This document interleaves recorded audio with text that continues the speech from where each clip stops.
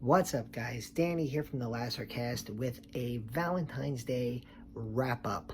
I'm going to be covering two double features.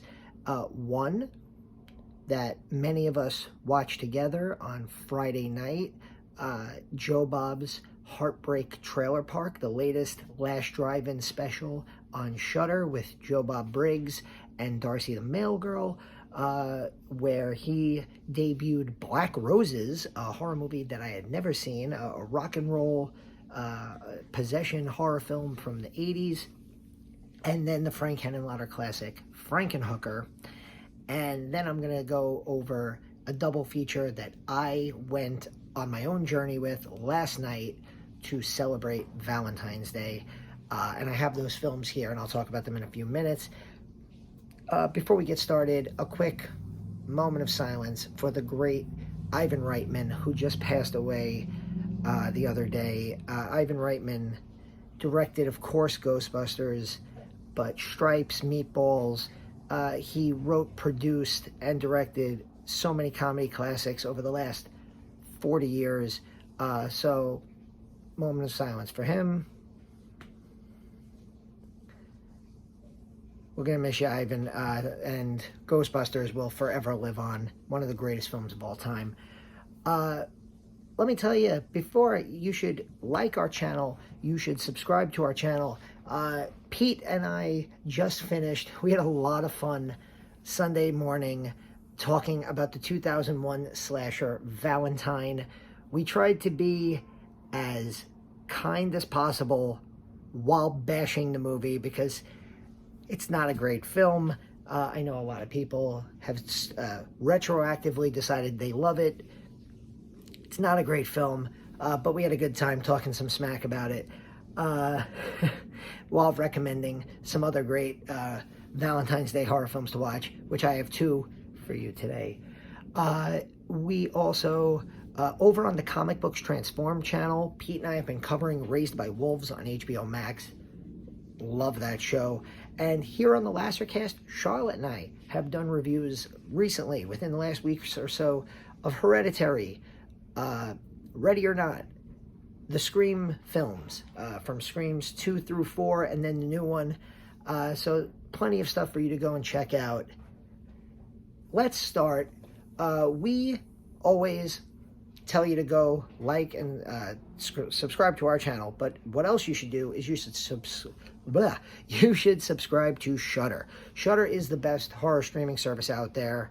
They have so much great stuff, and one of the main reasons that modern horror fans love Shudder is because of Joe Bob and Darcy and the Last Drive-In specials.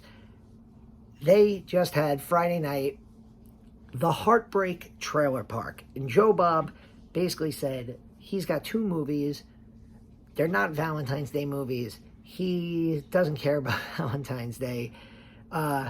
And we start with Black Roses. Black Roses is a fun, it's one of these many rock and roll slasher movies or rock and roll demonic possession movies that came out in the 80s during the Satanic Panic, which allowed Joe Bob to talk a lot about the Tipper Gore, PMRC, court hearings. One of my favorite stories for myself is I went to a New Jersey HorrorCon a few years ago, and I met the great Dee Snider, the star of Strangeland, and of course, the lead singer of Twisted Sister.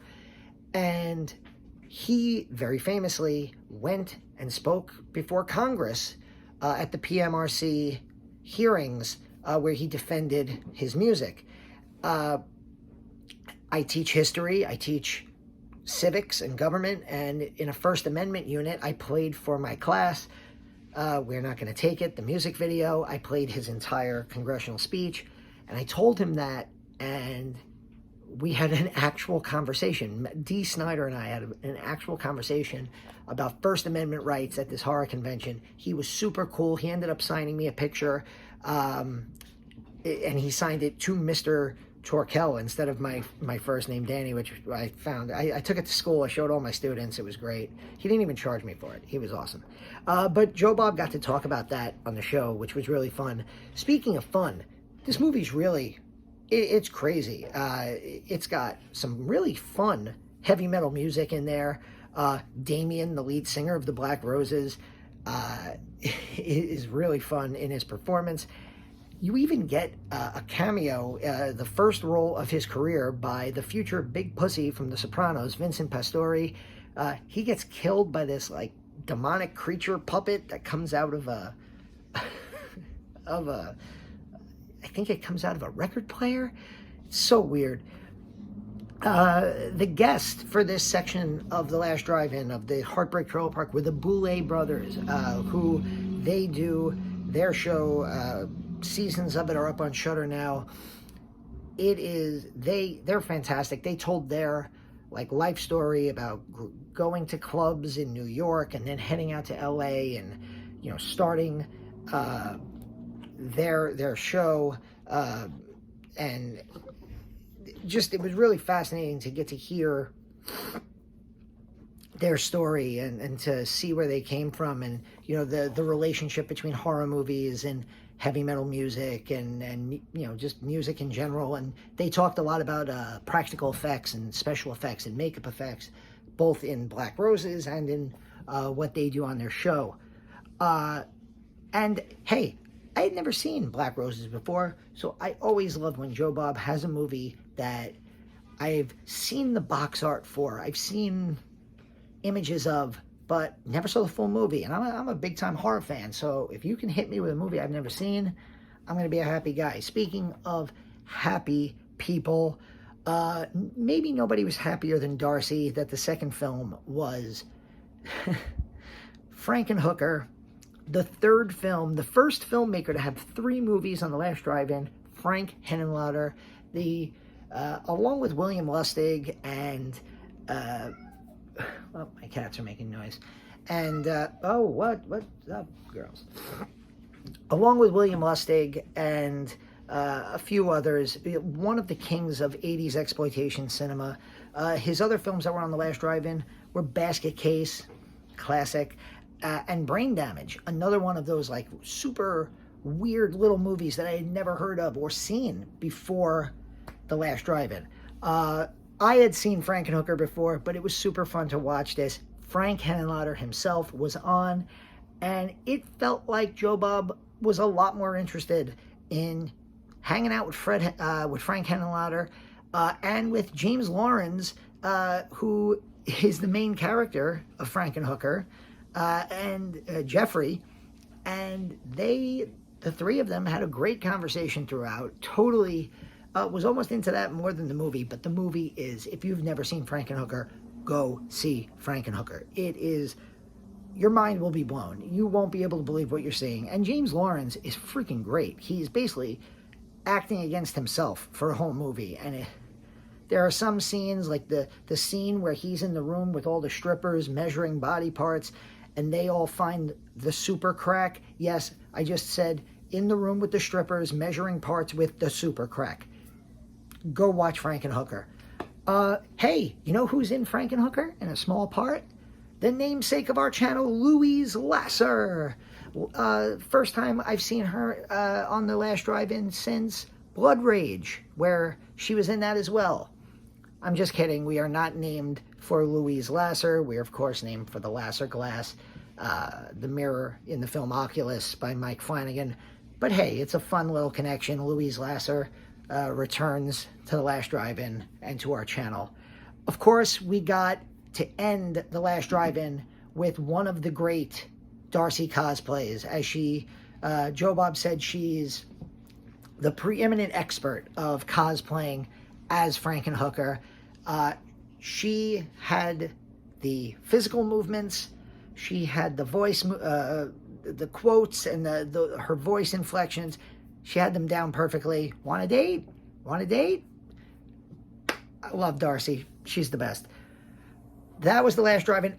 The whole show, both movies, with all the commentary, with all the rants, with all the emails read, with all the dirty jokes and the guests, all of that is on Shudder now. You can go and watch the full Heartbreak Trailer Park right now.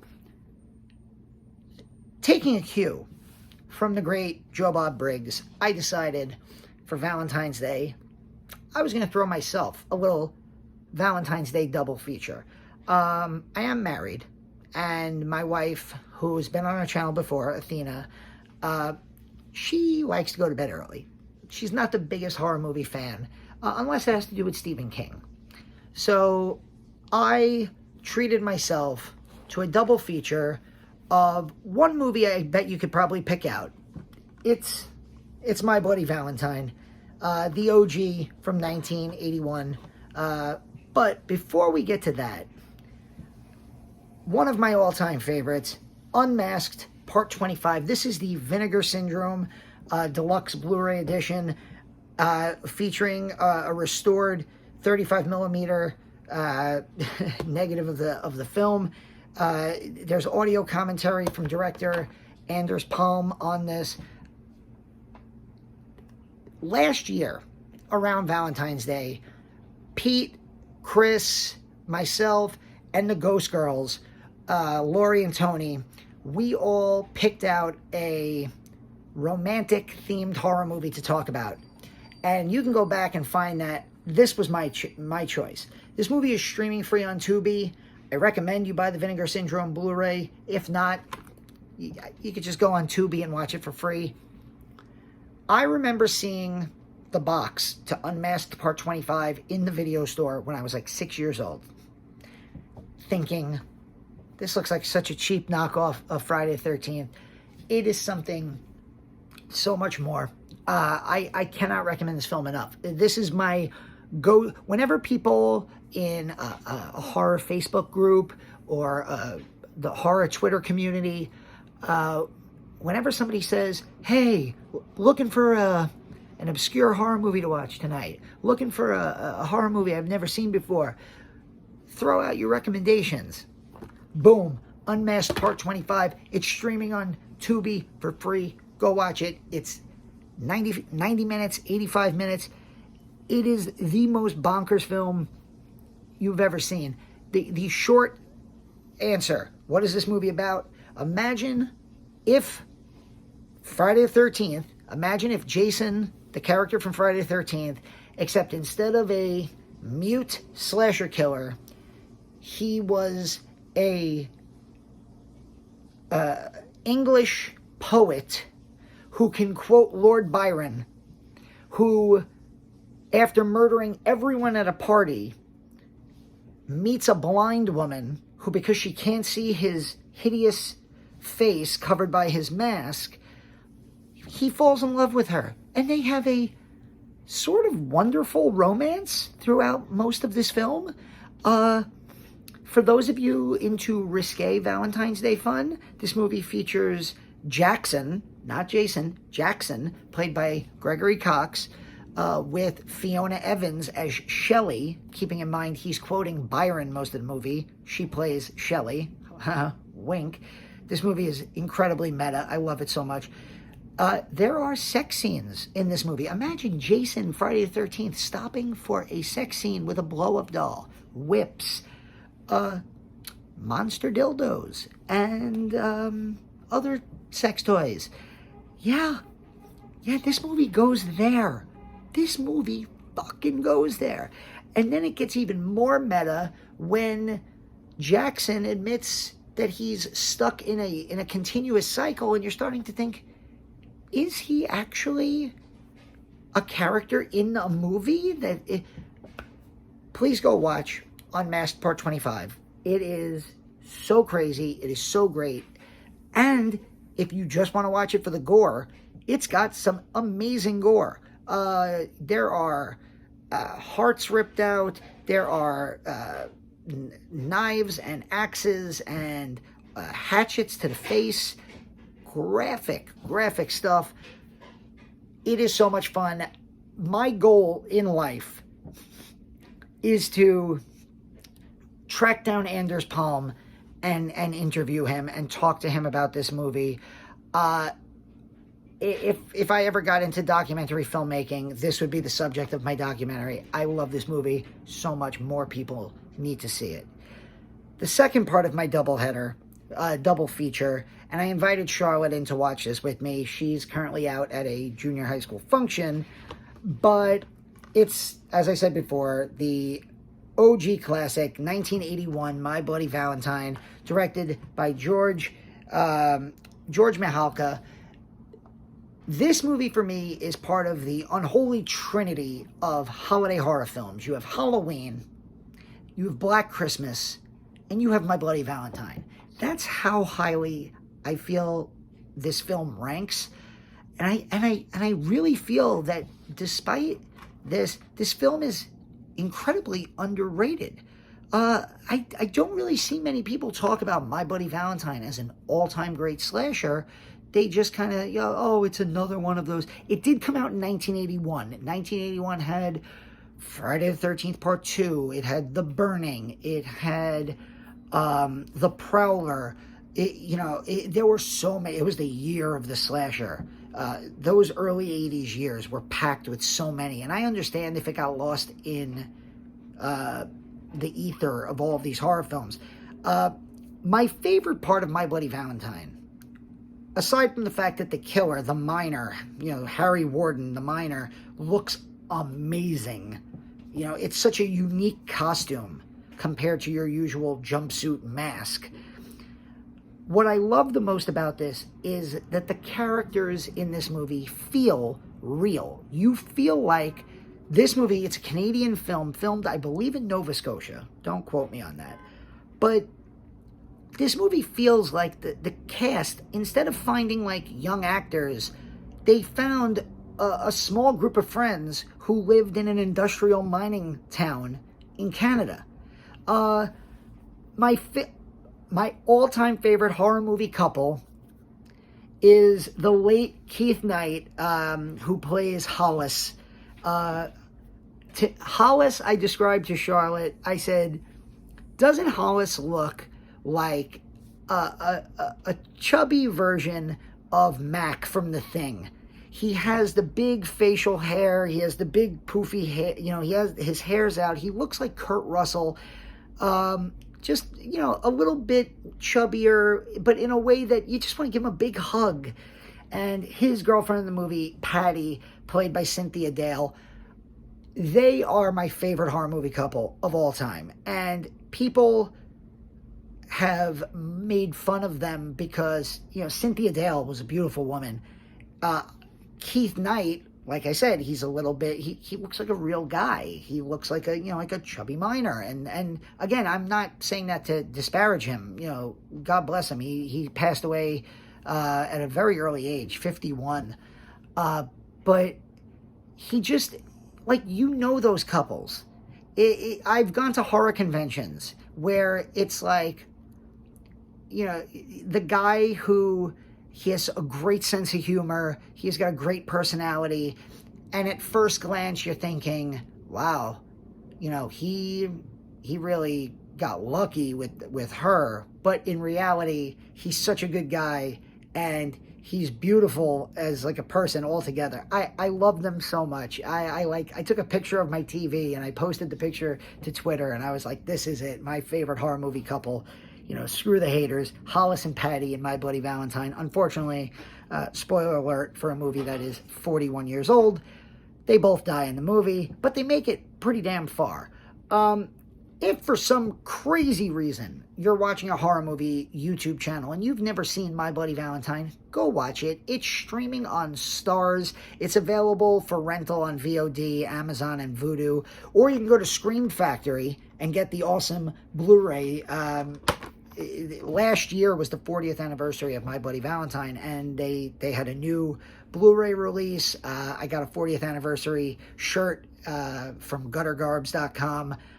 Wore that yesterday. Wore that to work. My students were very impressed.